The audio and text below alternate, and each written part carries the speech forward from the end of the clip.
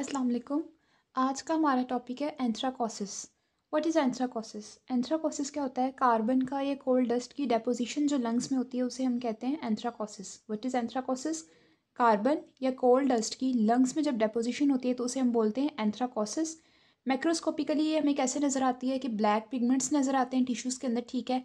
उनकी फोकल एक्यूमुलेशंस भी हो सकती हैं, इन्फिल्ट्रेशंस भी हो सकती हैं जो डिफ्यूज़ होंगी इधर उधर। क्या हो सकता है कि ब्लैक पिगमेंट जो टिश्यूज़ में नज़र आएगा वो या तो फोकल एक्यूमुलेशंस होंगी उसके, ठीक है, फोकल प्लेसेस पे, या जो है उसकी डिफ्यूज़ इन्फिल्ट्रेशन होगी थ्रू आउट, ठीक है।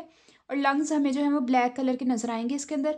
उसके बाद मैक्रोस्कोपिकली क्या हुआ कि ब्लैक पिगमेंट है टिश्यू में, फोकल एक्यूमुलेशंस भी हो सकती हैं और डिफ्यूज़ इन्फिल्ट्रेशन भी हो सकती है, और लंग्स जो है वो ब्लैक कलर के नज़र आएंगे। अगर हॉर्सेस और म्यूल्स की बात करें जो कोल माइंस में होते हैं उनके अंदर ज़्यादातर एंथ्राकोसिस होती है, ठीक है। हॉर्सेस और म्यूल्स जो कोल माइंस में होते हैं, ठीक है, जहाँ पे वर्क कर रहे होते हैं कोल माइंस के अंदर उनके अंदर ज़्यादा एंथ्राकोसिस देखी जाती है। डॉग्स जो होते हैं जो इंडस्ट्रियल एरियाज में नज़र आ रहे होते हैं, ठीक है, उनके अंदर भी ज़्यादा एंथ्राकोसिस के केसेस आते हैं क्योंकि वहाँ पे जो है वो ये ज़्यादा पोल्यूटेड इन्वायरमेंट होगा जिसकी वजह से उन डॉग्स के अंदर भी ज़्यादा एंथ्राकोसिस होगी। इसके अलावा एंथ्राकोसिस कैसे होती है कि टैटूइंग के थ्रू जब हम लोकलाइज पिगमेंटेशन कराते हैं, टैटूइंग में हम लोकलाइज पिगमेंटेशन कराते हैं स्किन की, ठीक है, तो टैटूइंग इंक्स जो है वो आइडेंटिफाई करने के लिए यूज़ होती हैं एनिमल्स को, तो इस तरह भी जो है वो एंथ्राकोसिस का टैटूइंग जो है वो एक फैक्टर कॉज करती है, ठीक है।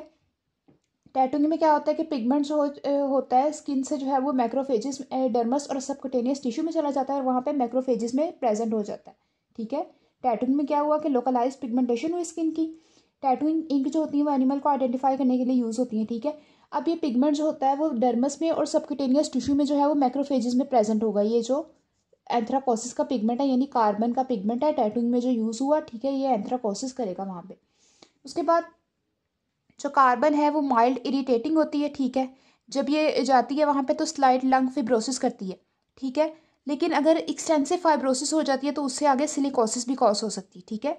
कार्बन वैसे माइल्डली इरिटेटिंग है लेकिन अगर स्लाइट लंग फिब्रोसिस करती है तो उससे आगे क्या होगा, फिब्रोसिस आहिस्ता आहिस्ता एक्सटेंसिव होती जाएगी जिससे आगे सिलिकोसिस हो जाएगी। उसके बाद सिलिका जो है वो एक्सट्रीमली इरिटेटिंग है। कार्बन माइल्डली इरिटेटिंग थी लेकिन सिलिका क्या है, extremely irritating. Silica extremely irritating है तो ये क्या करेगा, ये एक्सटेंसिव फाइब्रोसिस करता है। कार्बन वैसे स्लाइट लंग फिब्रोसिस करती है लेकिन फिब्रोसिस आहिस्ता आहिस्ता एक्सटेंसिव होती जाती है, लेकिन सिलिका जो है वो एक्सट्रीमली इरिटेटिंग है और ये एक्सटेंसिव फाइब्रोसिस करता है। इसके अलावा अगर माइक्रोस्कोपिकली देखें तो पहले हमने माइक्रोस्कोपिकली क्या देखा था कि टिश्यूज़ में कार्बन पिगमेंट जो होगा वो उसकी इन्फिल्ट्रेशन भी हो सकती है और फोकल एक्यूमुलेशंस भी हो सकती है, ठीक है। अगर माइक्रोस्कोपिकली बात करें तो कार्बन पार्टिकल्स जो होंगे वो मैक्रोफेजेस में नजर आएंगे, ठीक है। मैक्रोफेजेस में नजर आएंगे, वहाँ पे उनका साइज स्मॉल होगा और वो क्लस्टर्ड हुए होंगे क्या है, ग्लोबुलर मैसेज में।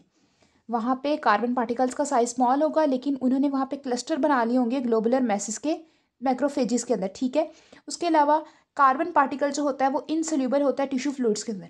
कार्बन क्या है, इनसोल्यूबल है टिश्यू फ्लूइड्स के अंदर। टिश्यू फ्लूइड्स के अंदर इनसोल्यूबल होने की वजह से ये पूरी जिंदगी वहाँ पे परसिस्ट कर जाता है, ठीक है। इसलिए एंथ्राकोसिस जो है वो वहाँ पे पूरी जिंदगी भी, होल लाइफ के लिए भी परसिस्ट कर जाती है बॉडी के अंदर। उसके अलावा जब कार्बन पार्टिकल्स के एक्सटेंसिव डिपॉजिट्स होते हैं तो उससे क्या होता है, स्लाइट रिस्पिरेटरी डिस्ट्रेस भी होता है लंग्स के अंदर। जब एक्सटेंसिव डिपॉजिट्स आ जाएंगे तो उससे क्या होगा, स्लाइट रिस्पिरेटरी डिस्ट्रेस भी हो जाएगा, ठीक है।